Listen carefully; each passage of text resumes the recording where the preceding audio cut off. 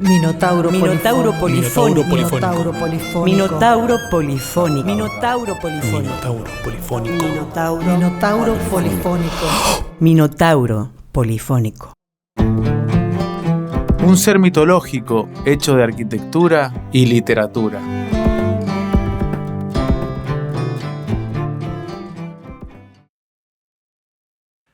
Había acertado en el error una vez más. Su idea siempre fue no faltar al desacierto. Hoy, habitar el error. Relatos de habitar el error en las voces de Iván y Marcela Berklachich y Sebastián Serrani. Aprender geometría, de Frederick Brown.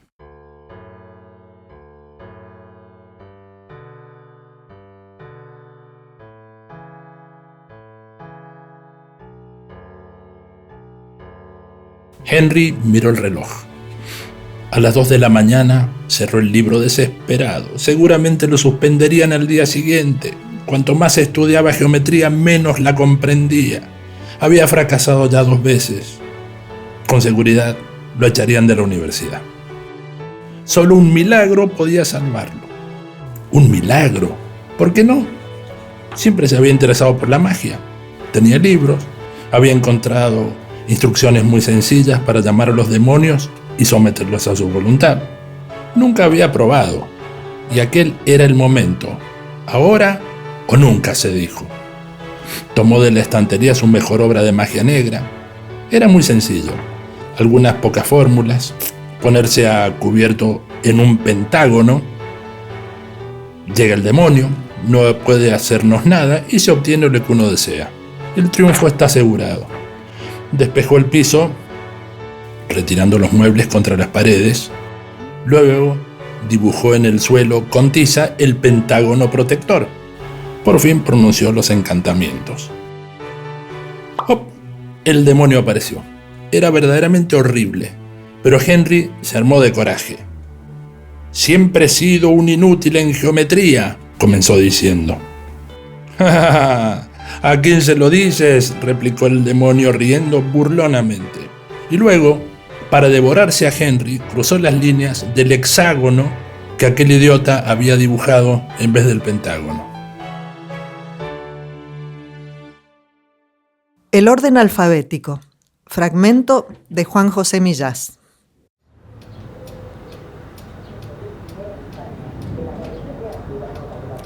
En casa había un ambiente de miedo y sorpresa a la vez. Mis padres estaban sentados en el sofá, frente al televisor, escuchando las noticias relacionadas con la fuga de libros. Grité excitado que en mi colegio no había quedado ninguno y me mandaron callar con gesto áspero. En la pantalla salían imágenes de bibliotecas por cuyas ventanas rotas escapaban gruesos volúmenes encuadernados en piel. Parecía imposible que pudiera levantar el vuelo con aquel tamaño, pero lo cierto es que a medida que ganaban altura, daban la impresión de perder peso. Los de tapas más anchas planeaban con la soltura de los pájaros de grandes alas y se desplazaban de un lado a otro en el aire con la facilidad con que las gaviotas se columpian en el vacío. La enciclopedia y el resto de los libros de mi padre continuaban en su sitio. Pero si lo observabas con atención, percibías entre ellos un rumor inquietante, como si en el fondo aquella materia inerte se llevara a cabo en toda una actividad secreta. Entretanto, en la pantalla del televisor, el ministro de Cultura recomendaba a los ciudadanos que no intentaran retener los libros en sus estanterías, ya que estos habían mostrado una actitud muy violenta en los casos en los que se les había impedido salir. El ministro de Defensa, junto a él, relató que en su ministerio había tenido que dar órdenes de disparar contra una historia del ejército de 50 tomos, por atacar a un grupo de oficiales que bloqueaba las ventanas de la biblioteca. La noticia se ilustraba con las imágenes de un conjunto de gruesos libros cosidos a balazos y totalmente desencuadernados en el suelo de lo que parecía un cuartel. Mi padre se levantó con expresión desesperada y recorrió el salón de uno a otro extremo, profiriendo insultos contra las autoridades. De vez en cuando se acercaba a la enciclopedia y le pasaba la mano por el lomo con el gesto con el que se intenta calmar a un animal asustado. Observando su rostro empecé a intuir que no había nada gracioso en todo aquello. Lo mirara por el lado que lo mirara. La realidad, sin embargo, no había perdido su luminosidad. Incluso en las situaciones más trágicas, mostraba una profundidad muy diferente a la del otro lado. Era como ver una lámina en relieve. Salí al balcón y estuve contemplando un rato el vuelo de los libros. Uno de ellos, del tamaño de una colección de novelas policíacas que teníamos en casa, se detuvo un instante en la barandilla, pero escapó volando cuando hice un gesto en dirección a él.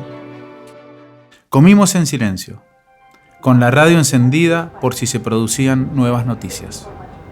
Después del postre, tomé uno de los tomos de la enciclopedia y me senté en el sofá para ver láminas junto a mis padres que tomaban un café. Estaba contemplando precisamente la que ilustraba la palabra mimetismo, cuando noté en el libro una especie de sacudida que se resolvió en un aleteo desorganizado. El volumen cayó al suelo y desde allí, tras un par de intentos, logró elevarse dirigiéndose hacia la cristalera del balcón, que había quedado abierta. Entonces, los tomos restantes empezaron a abandonar las estanterías, siguiendo el mismo rumbo. Eran más de 100, de manera que tuvimos tiempo de darnos cuenta lo que sucedía. Yo no estaba tan desolado por mí como por la expresión de derrota de mi padre. Después de la enciclopedia, se fueron las novelas y tras ellas los libros de idiomas y los técnicos, como si guardaran en la huida un cierto orden alfabético. La librería del salón se quedó vacía, con las rayas de polvo dejadas por los libros. Entonces se oyó un aletear extraño, procedente del pasillo, y vimos salir de él los libros que habían en el resto de las habitaciones.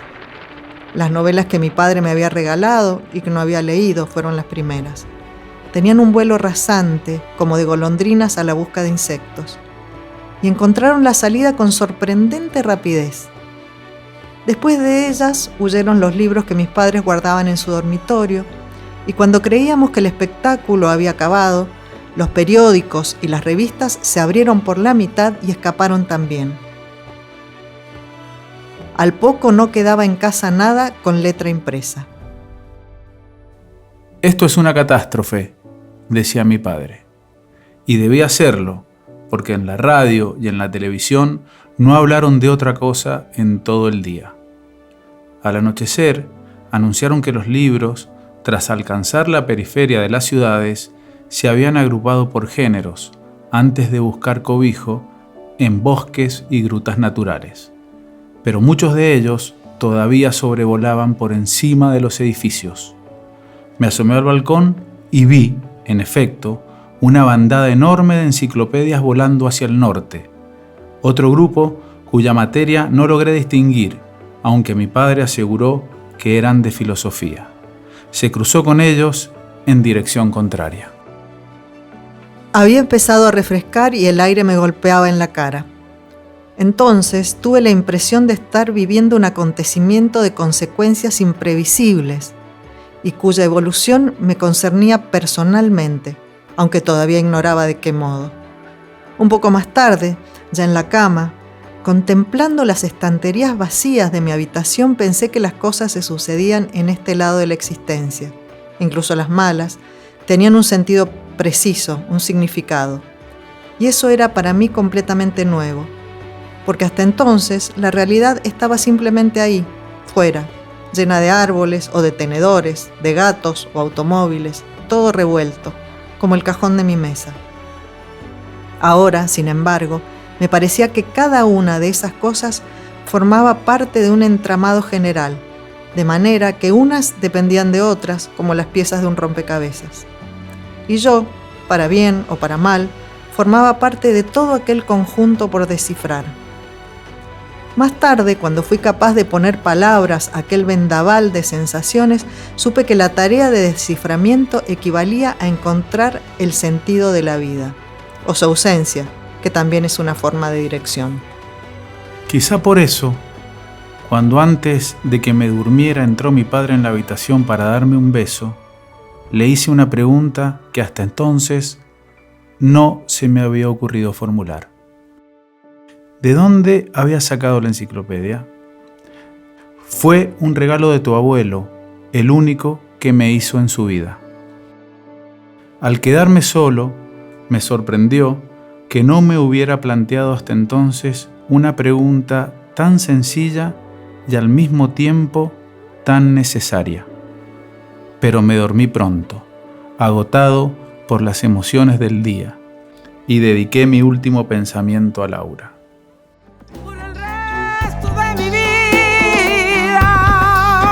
Nos despedimos de esta serie amarilla en los confines secretos del Minotauro. Sus fronteras, con imprecisa maestría, se desdibujan. Literatura y arquitectura se entrelazan, revelando en su esencia un linaje compartido. El error, compañero de andanzas, continúa abriendo puertas inesperadas. Las 2 primeras series de la polifonía quedan en el aire para que disfrutes su escucha cuantas veces quieras. Te esperamos para continuar la exploración del minofilo tauropónico en la próxima serie.